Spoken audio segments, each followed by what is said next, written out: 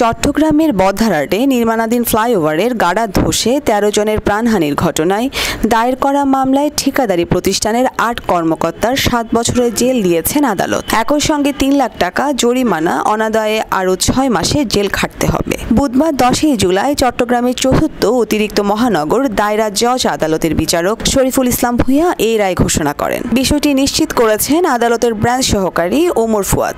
মামলায় দণ্ডপ্রাপ্ত আসামিরা হলেন Mir Akhtar and Parisa trend system Baddarhat ফ্লাইওভারের project manager Mohammad Giasuddin, supervision engineer Mohammad Manjurul Islam, quality control engineer Abdul Hai, Mohammad Mosharraf Hossain Riaz, director প্রকৌশলী মোহাম্মদ শাহজাহান আলী, আব্দুল জলিল, আমিনুর রহমান ও রফিকুল ইসলাম।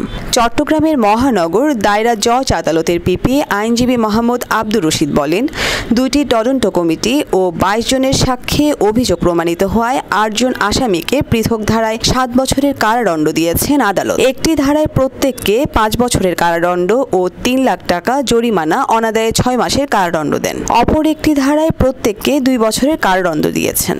গত ২৫ জুন রাষ্ট্র ও আসামি পক্ষের যুক্তিতর্ক শেষ হয়। এই মামলায় আদালতে সাক্ষ্য দিয়েছেন ২২ জন, আসামি পক্ষে সাফাই সাক্ষী দিয়েছেন ৭ জন।